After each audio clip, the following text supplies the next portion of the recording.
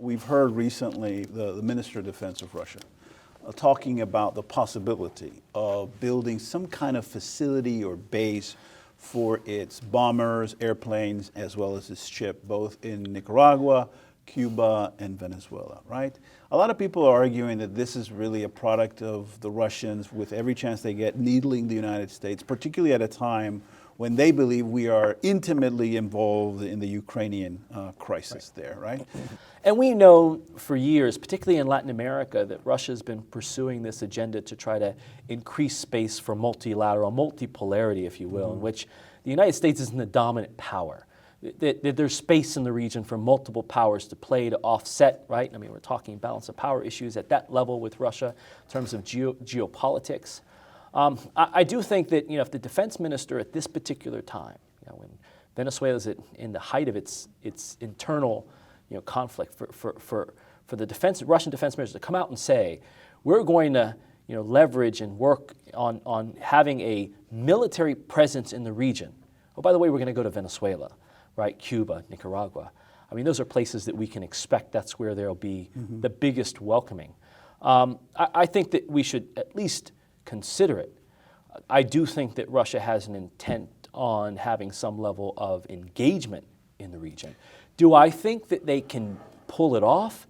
No. A lot of people are fearing that this is the return of the Cold War, right? That the Russian is beginning to reassert its authority, its leverage, and making it clear to the United States that if the United States is going to play in their sphere of influence, that they're going to play in our sphere of influence. I tell you what, my view of this, I don't take that very seriously, and I'll tell you why. Because one, I think it's more about egging the United States on. I don't think they have the commitment, the resources to maintain and sustain that kind of facility. And I think in the long term, I think that's a big loss for them strategically in terms of our relationship with the United States. We've seen this kind of rhetoric before. This is not the first time that they made this kind of statement or threat that hasn't resulted in very much. So I'm not sure that this represents the return of the Cold War, but they may want us to think that it's the return of the Cold War. And Putin may actually want a return to the Cold War. I don't think that they have the resources. I don't think they have the strategic planning that we give them credit for. Nor do I think that the region really wants to embrace them. If I recall, the last time, and I think this was 2008, that the Russians went down there and had a joint exercise with the Venezuelans, all of the blogs and buzz coming out of that said that it failed miserably because the Venezuelans and the Russians just didn't get along, right? And so it became quite, if you recall that period, right? Yeah. So I think that there's an effort there. I don't think that they can pull it off. I think you're right. I don't think the Latin Americans will welcome that presence. I don't think so. You know why? Because for them, this could be, oh my God, are we returning to the Cold War? Precisely. And is the United States going to pay attention to us the way they paid attention to us during the Cold War, which is not the kind of attention we want? Precisely. Right? So will this get the United States back into that strategic denial, Monroe Doctrine kind of mentality? No, thank you. Sell us your weapons and your stuff, but don't establish a military presence. Don't come down here with troops on the ground. When we are doing just fine without you.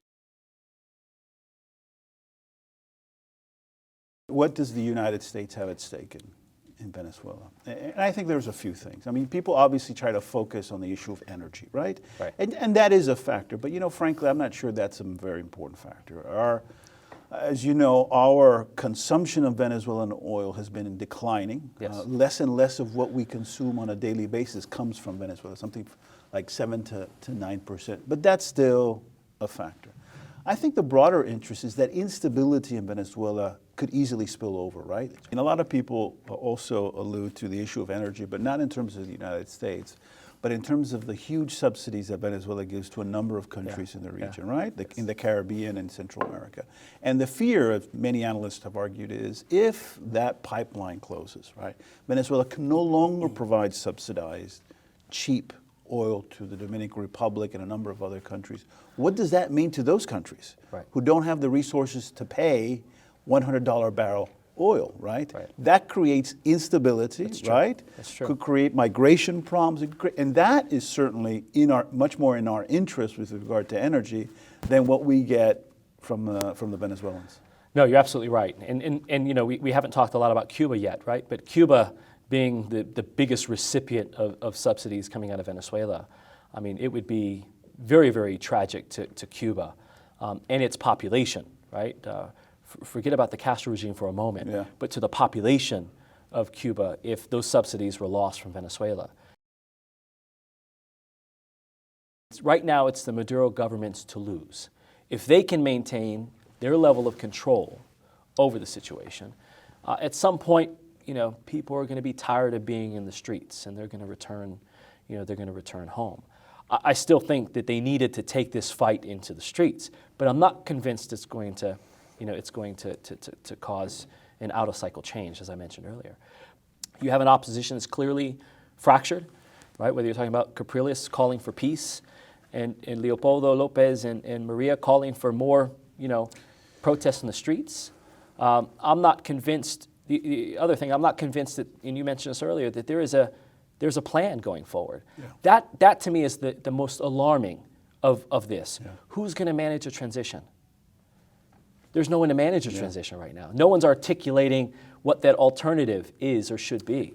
It's just protest against the state. So I'm not sure, you know, even if it was to intensify, that, you know, that the opposition is ready to take over and move forward. I think they still need to do some. You know, Brian, I tend to agree with Scenario, but it's very problematic for the opposition. I'll tell you why. Because I think if the Maduro regime is able to survive what is clearly the biggest threat it faced and will face, and these folks go home, the Maduro government will declare a victory, and they'll be able to consolidate, solidify their position in Venezuela, and the international community say, these guys weren't up to it. These guys, in fact, were the fascists. We won because we have the people, right, supporting us, and it will allow them to really intensify their control over the country, right? It can go either way. You know, the other school of thought is that either way, this hurts the Maduro government. The Maduro government is still hostage to electoral democracy. They're still hostage, you know, to elections. And so even if this doesn't intensify and tip over, if you sustain this over time, over the next few years, right, don't let the government get a chance to really consolidate, but continue to sustain this, elections are going to come up at some point. And I think that that's where, if the opposition has a chance to win, I think that's where they've shown that they can make and gain some ground. You know, I'll tell you a source of great disappointment to me, and that is the reaction from our partners and neighbors in the hemisphere as to the utter and complete, with few exceptions, complete silence. They're giving Maduro, in a sense, a pass. As people are viewing videos of students being beaten, right?